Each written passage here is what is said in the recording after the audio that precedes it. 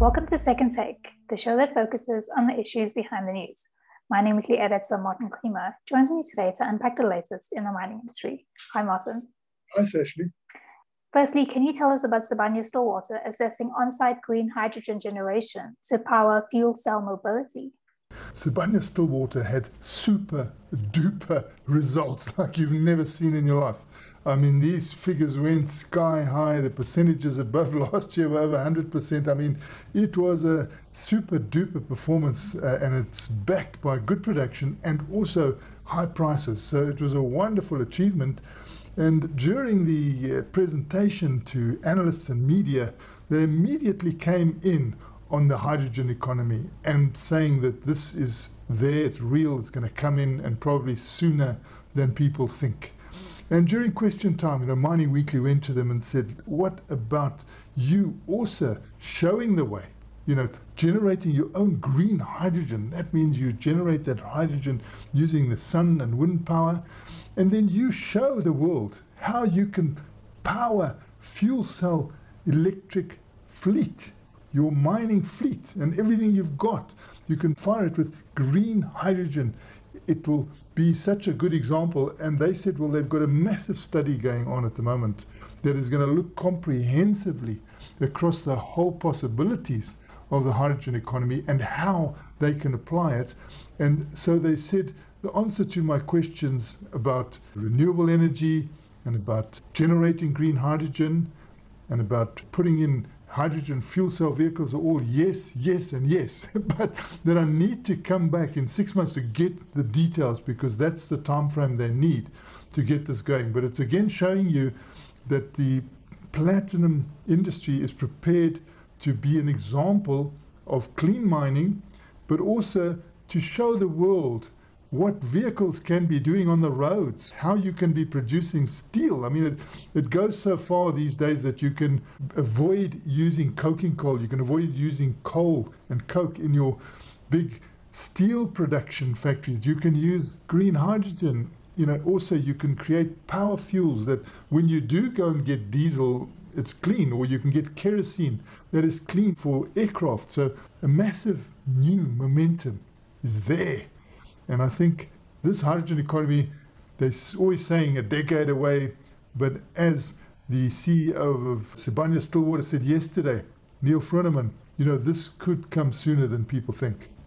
Well, local company Hydrox Holdings has described a huge hydrogen demand, and they are developing an advanced alkaline electrolyser to supply this.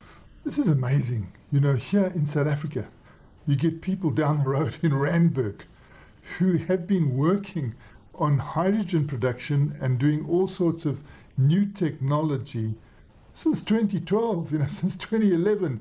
So people have seen this coming a long way off, and they've got all sorts of ideas as to how they can play a role. But the big thing I learned from them is that they are getting introductions from companies in Europe who are wanting them to help countries in Africa. So it's not just South Africa, it's doing stuff from Johannesburg for Africa, for Europe. And, looking ahead, we see that if they produce this electrolyser, it's going to be one that is an alkaline electrolyser, but with a difference, because they're saying this is an advanced alkaline electrolyser.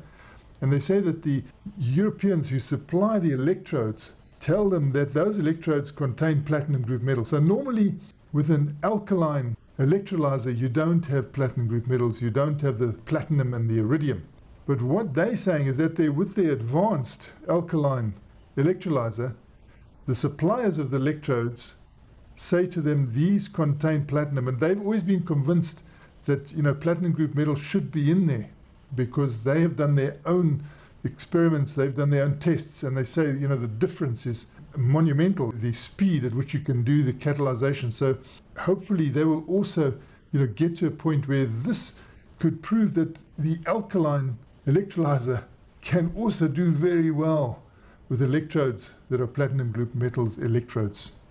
And lastly, Martin, as China continues to shun Australian coal, South Africa's coal exports to China are expected to grow. Yes, this was made clear by Ivan Glasenberg, the CEO of Glencore, the biggest shippers of coal in the world, they were saying, yes, the coal is going from Richards Bay Coal Terminal to China, like 3 capes. That's a description of the ships a month going through there. So he says the sea routes are changing. This coal is going from South Africa to China, which it didn't used to do. Most of our coal went up to India and Pakistan. But he's saying that the sea routes are changing. So from the Richards Bay Coal Terminal, they're taking South African coal to China because China and Australia have got disagreements and the coal isn't coming in from Australia to China any longer. He said, but then there's also a different sea route because some of the coal that used to go from South Africa to India is now going from Australia to India. So he's saying, the big thing is the increased freight for some of the supply of this. But he feels it's got legs. He feels for as long as this tic-tac between China and Australia continues, South African coal will continue to go into China. But what he's also saying, and what he told all his shareholders, is that they are committed to decarbonisation. So they won't be building any more coal mines. They will be depleting their coal mines right around the world, including in South Africa. And in the next decade or decade and a half, they foresee that the coal mines in South Africa will have been depleted. Coal mines in Colombia will have been depleted. There'll be a bit more coal probably in Australia, but the message is they're moving out of coal.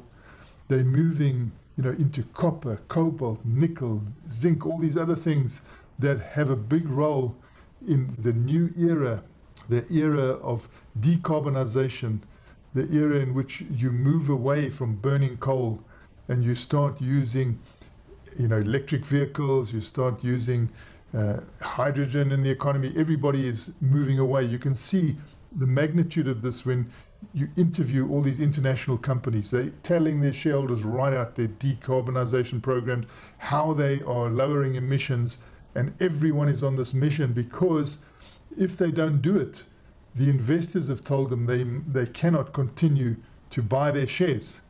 So the climate change response, I find, in the mining industry is exceptionally good. They are committed to lowering their emissions, removing their emissions, going to net zero by 2050, and it's all down in writing. And you probably find that they're ahead of their program. So it might happen sooner than we think. Thanks for speaking with us, Martin. It's a great pleasure, Sashni. That's it for today. Join us again next week for more news analysis on the local and global mining industries. And don't forget to listen to the audio version of our Mining Weekly daily email newsletter.